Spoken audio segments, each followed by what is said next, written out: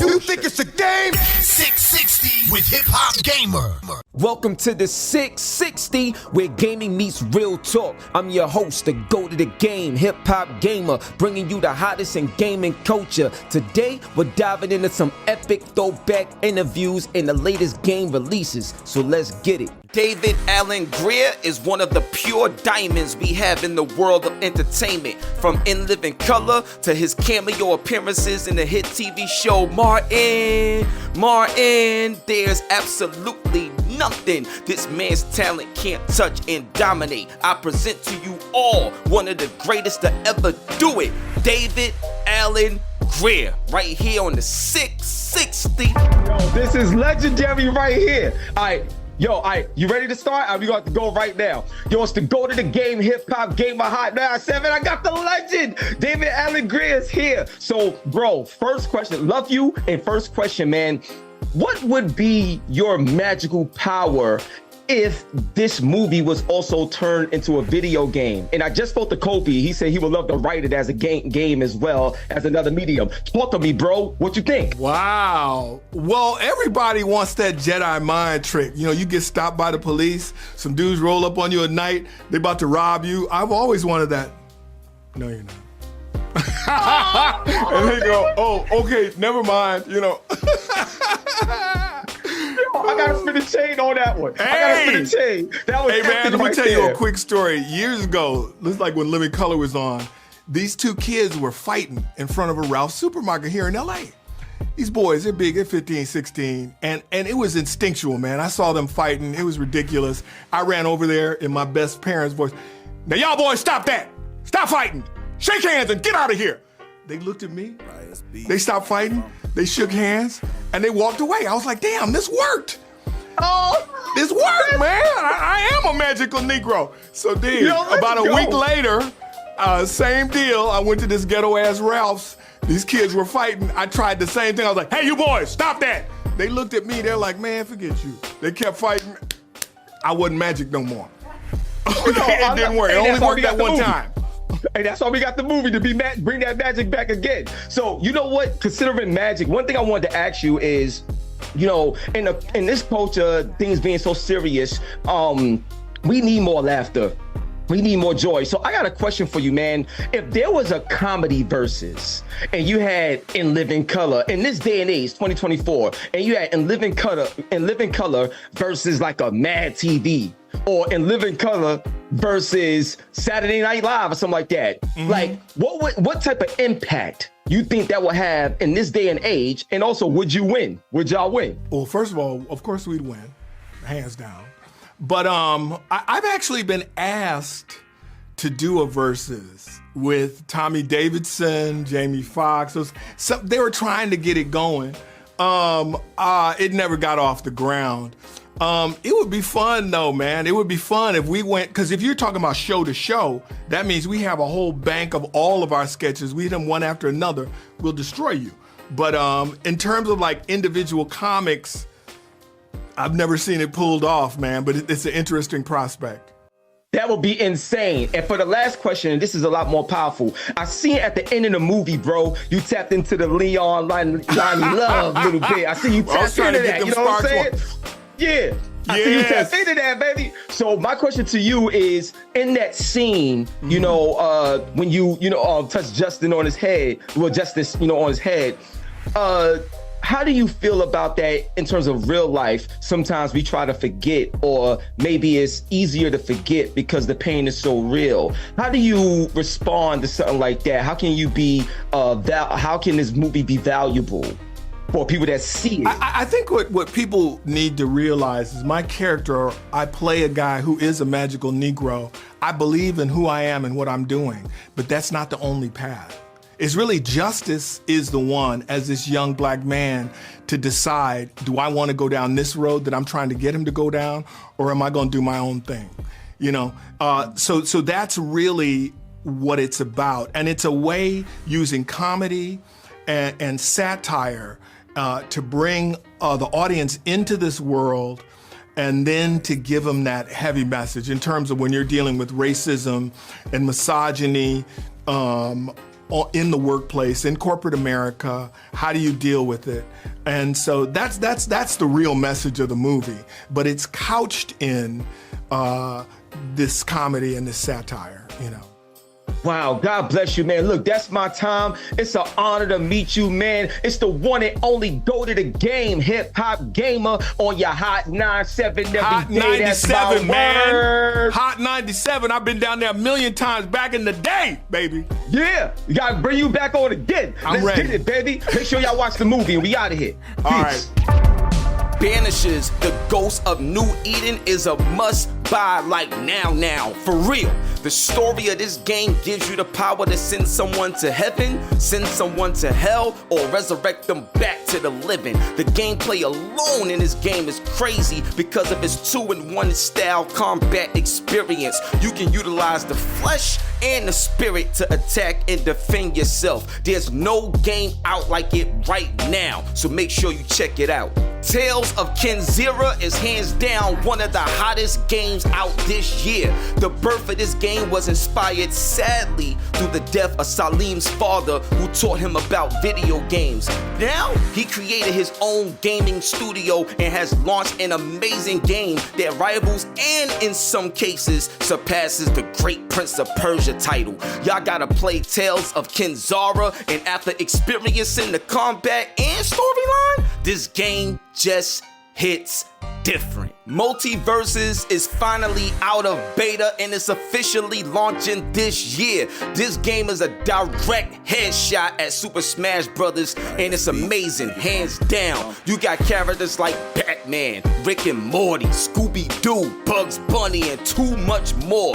This game shines perfectly with great gameplay balance. The graphics is fire and it doesn't feel like a ripoff of other platform fighters. This is something special right here, and I want you all to experience it hands down on the 660. Let's get it. Bryan Williams, the producer of WWE 2K games, is here, and he got a lot of heat to share with us. Joining Visual Concepts many years ago, Bryan Williams and his team has helped to change and shape the narrative on what a great wrestling game can become with the new technology of PlayStation 5 and Xbox Series X. This is the type of fun we grew up on, and now right here on the 660, we get the opportunity to learn more about what's next from Bryan Williams and the new developments for WWE 2K. Let's go.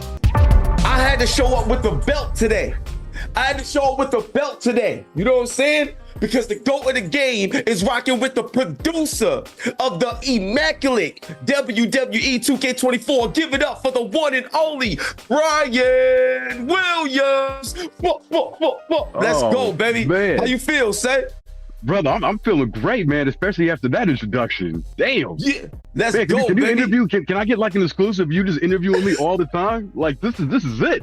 Yo, this is the way it's supposed to be, baby. What? So, yo, first of all, I love you. I got like 10 questions I want to get through with you, so let's get it popping. The first question I got for you, dog, is what was your favorite moment at WrestleMania 40 this year? Like, what was that moment like that it was so good that you wanted to go home and play the game to kind of relive the moment, but on the game? Like, talk to me about that, bro. Okay, well, see, as soon as you mentioned the game portion of it, my answer changed. If we're thinking about which match that I saw where I'm like, I got to boot up 2K24, I've got to relive this and do this myself, that would have been the Gunther and Sami Zayn match. That match was fire. I mean, it was my second favorite match of the two nights. You know, obviously the main event with Roman Reigns and Cody Rhodes. Like, that was going to be my first answer because I'm a big Cody fan. I love Roman too. But to see that brother finish his story was, Facts. I mean, brother, I'd be lying if I said I didn't get a little emotional. You know what I mean? Facts. I feel you on that, bro. Trust me, I get it. Like, you don't understand. Like, just playing WWE 2K24, I got emotional, period. Like, I'm going to take you back to 1990, WrestleMania 6, Hulk Hogan, Ultimate Warrior. Like, just playing that over again, yo, bro. Oh, my gosh, man. I just thank y'all so much for y'all work ethic, and y'all passion. Because I'm telling you, man, you brought the tears out of me too, bro. So I'm with you 100%. Oh man, I love to hear that, man. I'm gonna pass that along to the team, because the team, they get all the credit, man. I'm one of many that are responsible for for the game year in, year out. And 2K24, man, it couldn't have come out the way that it did without the fine folks that I work with. So appreciate that, bro. Facts, man, always, bro. So one of my major questions that I want to ask you is about breaking taunts. So one thing, I love the game, but when it comes to this part, I just never understood why. But when you make a taunt in the game, I can't break out of my taunt. So let's say I taunt and I did it at the wrong time or something like that. Then like the opponent could get a cheap shot on me because I can't never break out of my taunt. It's like once I do it, it stays there. Have y'all thought about potentially like changing that to where you could break out of your taunt? What's your thoughts on that area of the game? Because that can sometimes be crucial. Oh man, this is a great question. And I'm glad because I got an answer for it. And yeah, we've definitely talked about this, several times. I mean, throughout my run on the franchise, I've been doing this since 2005. The reason that we don't allow the breakouts of taunts is because to taunt in the game, like you have to choose your spots, right? Because if you do a crowd taunt and opponent taunt, you're either building up or adding to your special meter or your finisher meter. And so because you've got that risk reward aspect of it, it's like if you commit to a taunt, you're saying, okay, I'm choosing this time to taunt. If I can pull it off successfully, I'm going to get that buff that's going to add to my my extra gain of special or finisher.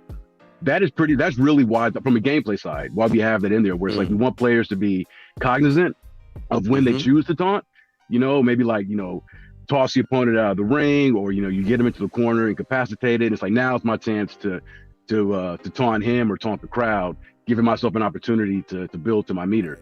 And at the same time, like you said, I mean, there's a risk with that because it leaves yourself open for, irreversible attack. So that's why that's there. Got you. Because the way I was looking at it, especially as a hardcore gamer, I always like to have options. So like, just like how with the pin, you got the option where you could tap it, which is better for me versus the meter and stuff like that. That was like a deal breaker for a lot of people. They couldn't stand that, but just tapping it just brought us back to the old days. So the reason why I was thinking about the taunt is because I think the taunt could also be like a way to bait somebody. So I think there's other layers of gameplay that can be added to the taunt, to where I do a taunt like this and you think you can take advantage of me because I'm taunting, but the moment you get close to me, I just break out of the taunt and hit you with the, out of nowhere, something like that. So that's why I think it'll be a great gameplay tool based on people that I spoke with. But thanks for the answer though. So now my next question was, crowd interactions. So if you look at your friends over at NBA 2K and stuff like that, you might see, when they would have Justin Bieber in the crowd, or you see Lil Wayne sitting down, front, courtside and stuff like that. I think it'd be so cool, even from a gameplay aspect, to, let's say, in one of the storylines when you're playing universe mode or something like that, and you got like Seth Rollins sitting, in the crowd, and he's a part of the crowd, but he might intervene in a match, but he's sitting down in the crowd and just doing more stuff with the crowd. What are your thoughts on that? Is that something that y'all spoke about before to expand the energy of the crowd? Oh, brother, I spoke about it 2 days ago, actually. No, it's funny, you bring up the crowd, because when we took over the franchise from Ukes, the previous developer, we kind of went through the work of refactoring and kind of making the engine and the game truly our own. And one of the last aspects of that is, refactoring the crowd, the behavior of the crowd, how the crowd functions. It's one area that I know team wide, there's a big initiative towards improving that to someday get to the place of, NBA 2K and to get to a place of where you're saying, where just having that flexibility of throwing in a roster member in the crowd, whether for Universe, whether for My Rise, and having that interaction. Maybe Seth jumps over the barricade and all of a sudden it's like, what's going on here? So that's definitely something that the team is thinking of now, and we are actively working on to address for future iterations of the game, for sure, dog.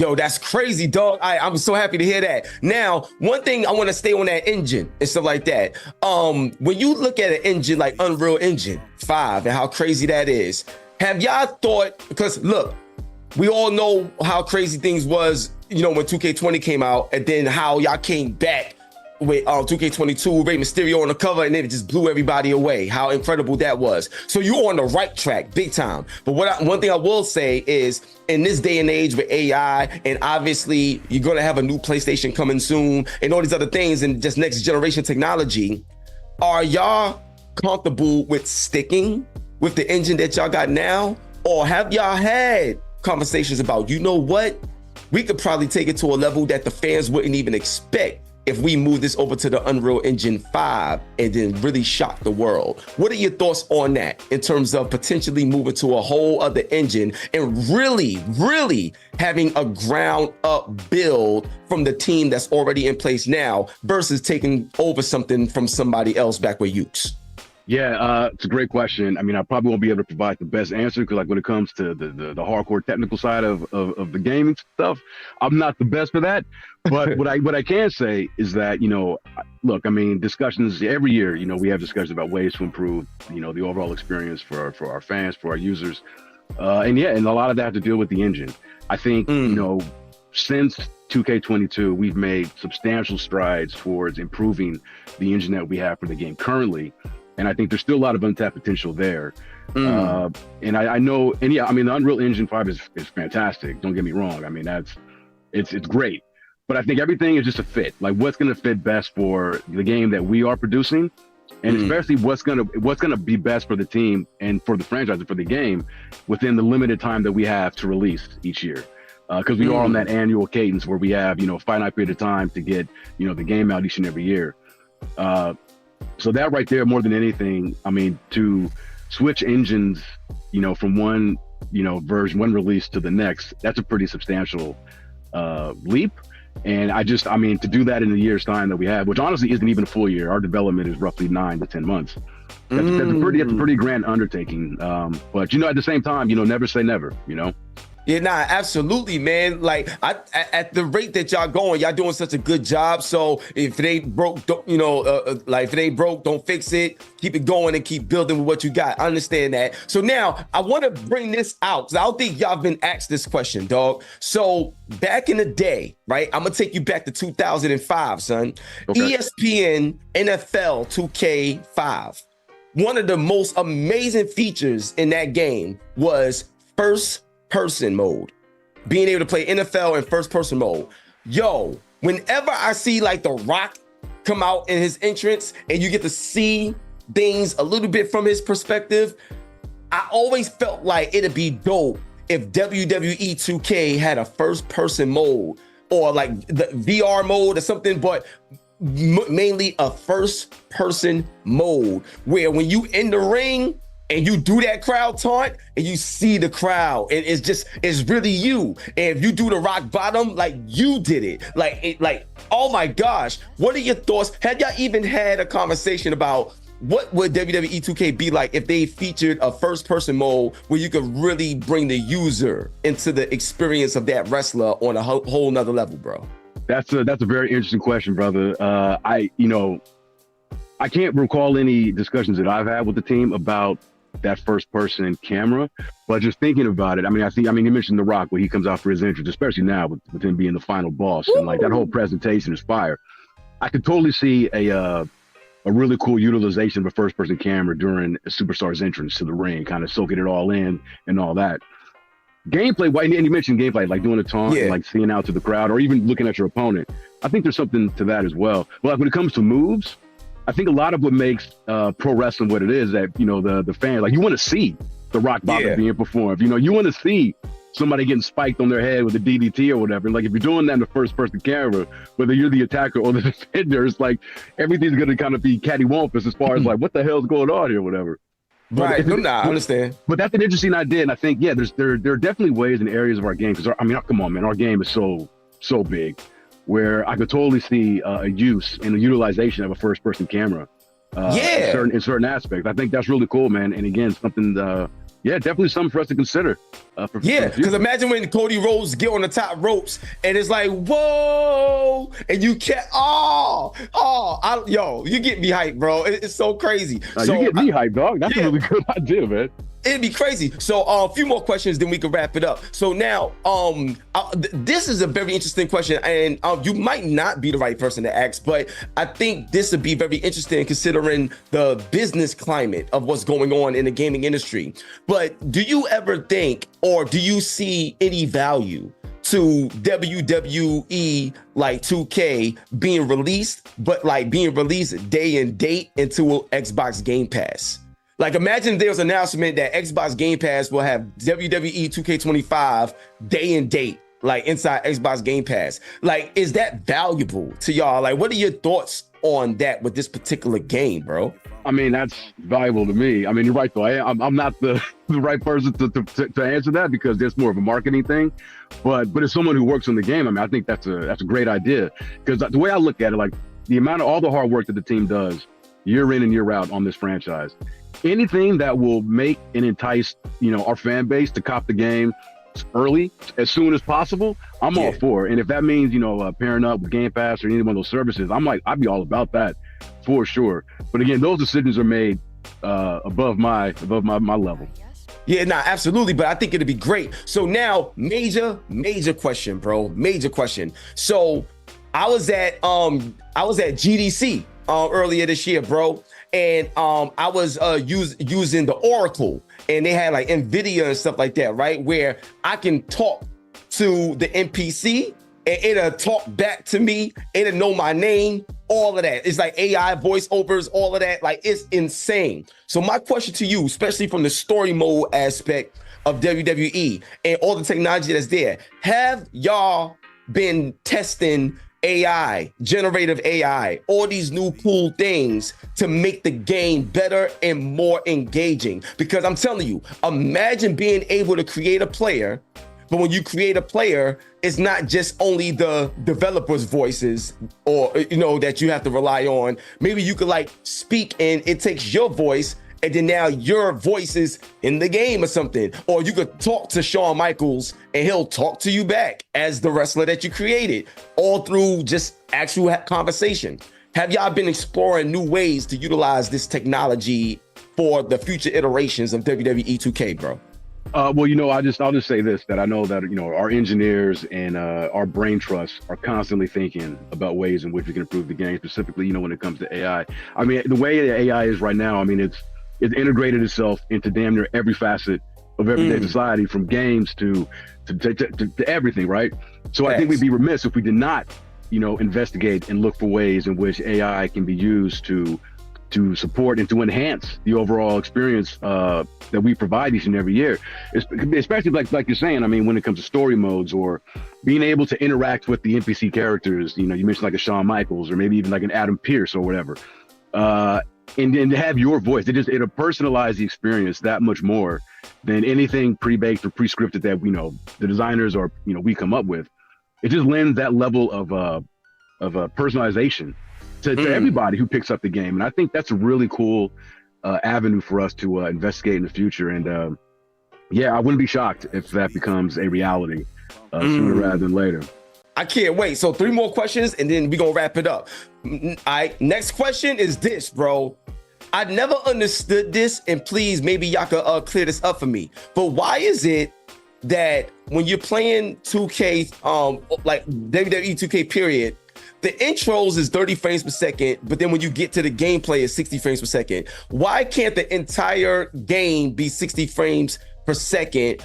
I just never understood the drop. Because when I'm playing, and I play mainly on PC, it's like it goes from 30, then to 60. I'm like, you know what I'm saying? So like, talk to me about that. Is that something that y'all are trying to fix or attack? Or is it just going to be what it is going to future iterations of the game, bro? Well, nothing will ever just be it is what it is, because we're always looking ways to improve off top all the time. Again, not having the strong technical background, I can't give probably the answer that you're hoping to hear. But all I can say is that I do know that our entrances and gameplay, those are 2 separate systems that are running. You've got the cutscene engine, and then you've got the gameplay engine. So, with our entrances, I mean, there's so many things that are in play all at once, from, of course, the visuals, the pyro, the effects, the lighting. There's a lot going on within that system that is not, simpatico with once you transition into gameplay. So I would imagine those two things are the reasons why you have those frame rate differences between the entrances versus when you get into the gameplay situation. But and then also because we're supporting, current gen, PS5, Xbox Series X, as well as still we're supporting, the last gen SKUs. Yeah, I think once, whenever we make that pivot to, and again, we'll always be on that case, right? Because you just mentioned, like, there's pretty soon there will be a PlayStation 6 coming out, and when that hits in the new Xbox, we're still going to want to support, the PS5s and Xbox Series X. So we'll always kind of be trailing for most of our time with utilizing the best of the new consoles and everything that they can provide, while at the same time also doing our best to support those older consoles for users who are fans of the game who maybe aren't as quick to be able to adopt to the latest hardware. Right now, absolutely. All right, 2 more questions left. Now, this next question, bro, I gotta ask you. This is major. This is Hot 97. So I gotta ask you, who's your favorite artist, whether all time or right now, whatever, but who's your favorite artist? And if you could bring that artist on the development team, what artist would that be that you feel you could draw inspiration from to even make the game better, even though you love their music? Who is that person, dog? Talk to me, son. Oh, Doug. Okay, I was hoping to get some hip hop. Oh man, all right. So I got two cats leapt to mind immediately, and you said favorite. So I think right now, because I was just listening to them at the gym the other day. I love the game. I'm from born and raised in LA. The Game's my dude. I was actually just listening before, like maybe an hour ago, Vlad TV on YouTube had some interviews with the Game, and I was watching some snippets. The Game's my guy, man. Ever since, 2004 is when I first discovered him, when he was doing stuff up in NorCal. Wow. Northern California. And so I just love the Game. My second choice, I was gonna say Jay-Z, because Hove is. Hove. I mean, you're the GOAT of the game, but I think Hove is the GOAT of hip hop, man. Just with his longevity, his consistency. I mean, even Hove's worst albums are better than everybody's. Usually, most everybody's best. You know what I mean? Talk about it. But I'm gonna stick with the Game, because I just love that brother, man, and just a huge fan. I think like his beat selection. I mean, he's there's just certain cats who just have a good ear for beats, and like he's one of them. And then his flow. He's a West Coast cat, but he's also kind of got like an East Coast inspired flow with his the way he spits and everything. So I really dig that. So I'd say Game. And I think just having him, Game, and then I'd bring him on and I'd say, all right, Game, I'm going to have you curate the soundtrack. Post Malone did it for us for 2K24. I'm handing you the reins. And you know what? Anything goes. I tell him, and this obviously can't happen in real life, but I tell him, it's like, money is no option, brother. Whatever you want to do, we'll do. Let's get it. Yo, that would be crazy. Imagine if like y'all had the Game in the game, and that was like a part of the marketing scheme. The Game in the game. Woo. Yo, we gotta talk more. Like, yo, this is crazy. You know what I'm saying? There's a lot of stuff we could do. Now for the final question, bro. First of all, just thank you. Thank you for your time. Thank you to the whole team. Like, I love y'all, man. You don't understand. I'm such a huge, huge fan of the work ethic that y'all put behind yourselves in the team. You know what I'm saying? A lot of people may not always appreciate that part because they just want with their game and that's it.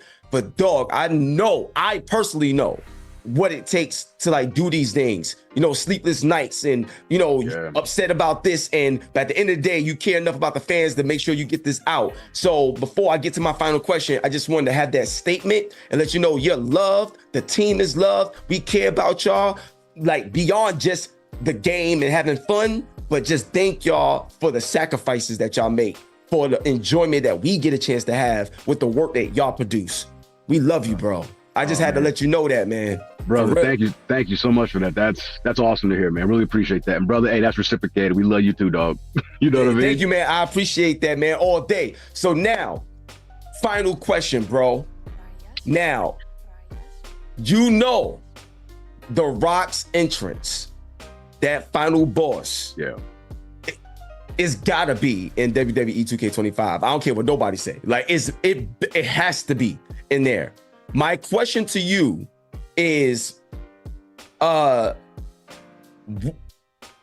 are y'all doing to take that particular interest to the next level, unlike anything that we ever seen before in WWE 2K25? And I know when you're making the games, you can't put everything that you want in 1 year. You know, there's a cutoff point because you still got to get the game done because you got 9 to 10 months to make it. What's one feature that you didn't get a chance to do or make happen in 24 that y'all are at least having strong conversations about now with a high chance of it making it in for 2K25 along with that Rock entrance, bro, for the final boss? Well, of course, yeah. I mean, The Rock, the final boss. I mean, he sits on the board at TKO now. So, I mean, we got to give him his interest, dog. He's the final boss, you know what I mean? So, of course, yeah. Although, you know, obviously we haven't announced the 2K25 yet, but if we were to do one, you know he's getting that banger of an interest. I love it, man. It's like inspired by like Black Adam even. I love the callbacks to that. And as far as, you know, something that was potentially, you know, going to make it in 2K24 that didn't, I'm having a meeting about that later on today. And unfortunately, I got to keep it close to the vest, but I can't say that it's match related. And it's something that I am a strong proponent of, and I'm doing my best to try to get it in. It'll be a first for the franchise and probably one of the most unique type of matches in terms from a visual standpoint. So, but it requires a lot of, you know, heavy lifting and rethinking about how we do certain things because we've never done them before.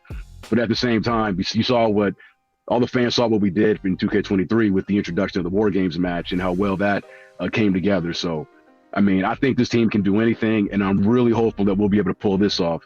But I tell you what, though, once we get the green light, and once we start talking about maybe, you know, the next games and everything, I definitely would love to talk to you about it. And I'll let you know, this is what I was talking about, Hip Hop Gamer. This was that thing.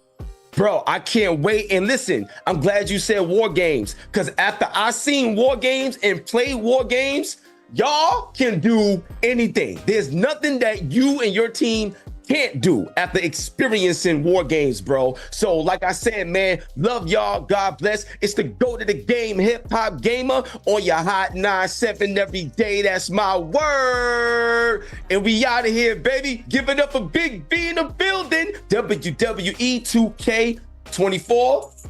We're getting ready for that 25. Let's get it. And we out of here. Peace. So to wrap it up, whether you're revisiting classics or diving into new adventures, there's always something fresh in the world of gaming. Remember to stay true to your roots and keep gaming for real. This is the Go to the Game Hip Hop Gamer signing off from the 660. And remember, character is your currency. We out of here. Peace.